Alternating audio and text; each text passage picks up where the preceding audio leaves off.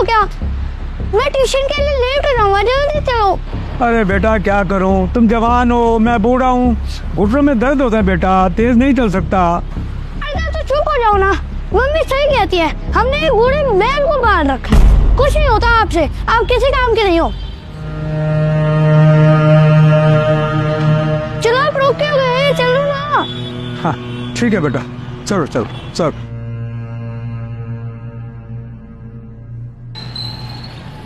अरे सर आप पड़ोसी। Good afternoon. बेटा ये कौन है? ये हमारे प्रिंसिपल साहब। अच्छा अच्छा। नमस्कार जी, आप इसके दादाजी हैं? जी। बेटा आप कौन सी क्लास में पढ़ते हो? मैं फोर्थ। और आपका नाम क्या है? तो राघव बेटा, ये आपका बैग आपके दादाजी ने क्यों पकड़ा हुआ है? जी वो बच्चा है ना, बैग बहुत भारी है, थक जाता है।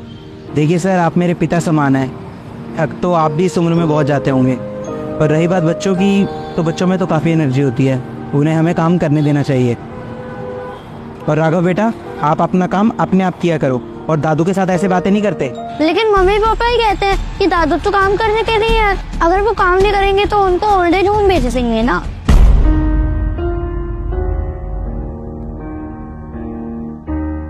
तो इसलिए मम्मी पापा बोलते हैं कि घर के सारे काम दादू से ही करवाया करो। बेटा कल आप अपने मम्मी पापा को लेकर स्कूल में आओगे। लेकिन सर पेटीएम तो नेक्स्ट मंथ है ना। मुझे पता है पेटीएम अगले महीने है, लेकिन मैंने बोला ना कल आप अपने मम्मी पापा को लेकर आओगे। Okay sir. Now go. चलो ना तो। हाँ बेटा चलो।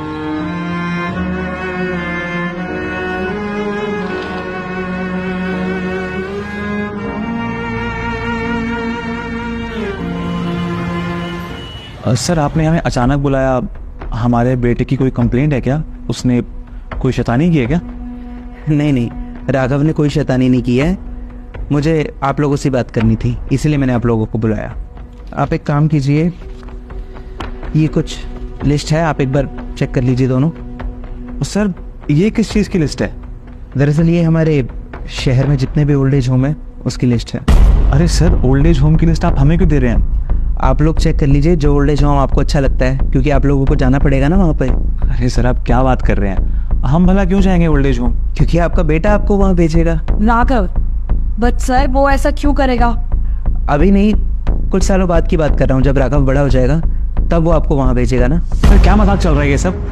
स्कूल में बच्चों को अच्छी बातें सिखाई जाती हैं और आप हमारे बच्चों को ये सब सिखाएंगे कि वो अपने पेरेंट्स को ओल्ड एज होम भेज दे? देखिए मिस्टर सिंह, स्कूल से ज़्यादा ना एक बच्चा अपने घर पर रहता है और वो अपनी सारी अच्छी बुरी आदतें, अपने संस्कार अपने घर से ही सीखता है। ये सब राघव को हम नहीं सिखाएंगे, बल्कि आप लोग सिखा रहे हैं। सर आप कहना क्या चाहते हैं, साफ साफ बताइए, बातें मत घुमाइए। राघव मुझे कल मिला था स्कूल के बाहर, जब उसके दादाजी उसको लेने आए थे, और मैंने देखा कि वो किस तरह से अपने दादाजी को ट्रीट करता है, किस तरह से उनसे बात करता है। आपको क्या लगता है उसने ये सब कहाँ से सीखा होगा? आप लोगों से ही सीखा होगा ना। जिस तरह से आप अपने पिताजी के साथ व्यवहार करते हैं घर पे, वही सब राघव ने देखा होगा और वही सब वो उनको बोलता है। मुझे माफ कीजिए, लेकिन आप अपने पिताजी को क्या बोलते हैं कि वो एक बूढ़े बैल हैं। राघव को ये लगता है कि उसके दादाजी घर पर सिर्फ काम करने के लिए हैं, क्योंकि आप लोग शायद राघव के सामने यही बातें करते हैं कि अगर उसके दादाजी घर का काम नहीं करेंगे तो उनको वृद्धाश्रम भेज दिया जाएगा। शर्म आनी चाहिए आप लोगों को। एक माँ बाप अपने बच्चों के लिए ना पूरी जिंदगी लगा देते हैं अपनी, ताकि उनके बच्चे अपनी लाइफ में कुछ कर सके, सेटल हो सके। और जब बच्चे सेटल हो जाते हैं, बड़े हो जाते हैं, तो माँ बाप के साथ ऐसा व्यवहार करते हैं। किसी ने सही कहा है, घोर कलयुग आ गया, और इस कलयुग में एक बच्चा अपनी माँ बाप की सेवा तो दूर, उनको फ्री में घर में रखना भी नहीं चाहता। घर में रखने के बदले उनसे घर का काम करवाना चाहता है। अरे माँ बाप को भगवान का दूसरा रूप कहा जाता है, पूजनीय होते हैं माता पिता, और आप अपने पेरेंट्स को इस तरह से ट्रीट कर रहे हैं। शर्म आनी चाहिए आप लोगों को।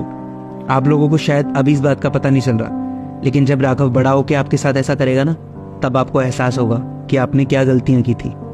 देखिए, मेरा ऐसा कोई इंटेंशन नहीं था कि मैं आप लोगों को यहाँ पर बुलाकर और आपकी इंसल्ट करूँ, लेकिन बुजुर्गों का जब मैं ऐसा अपमान देखता हूँ ना, तो मुझसे रहा नहीं जाता।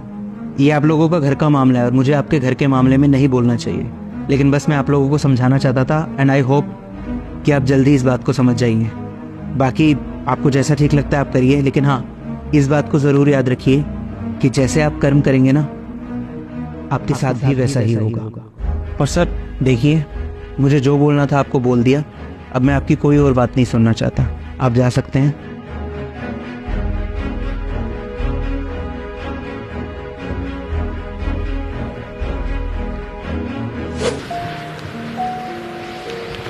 अरे बेटा, अरे अरे नीचे कहाँ बैठ गए बच्चों, ऊपर बैठो ना। अरे इधर आओ ना। पिताजी, आप हम दोनों को माफ़ कर दीजिए। हमसे बहुत बड़ी गलती हो गई है।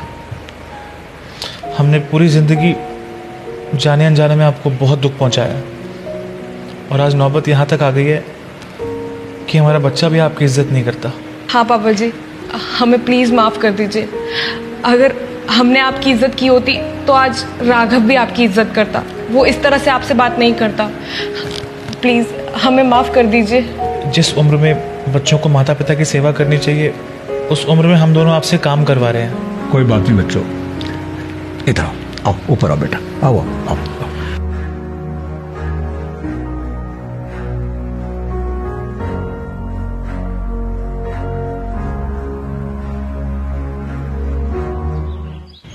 अरे दादू, आपके पैरों में दर्द तो नहीं हो रहा ना? नहीं बेटा, बिल्कुल ठीक है। चलो मैं आपकी हेल्प करता हूँ, आप लेके जाओ। अरे चलो बेटा, चलो आओ।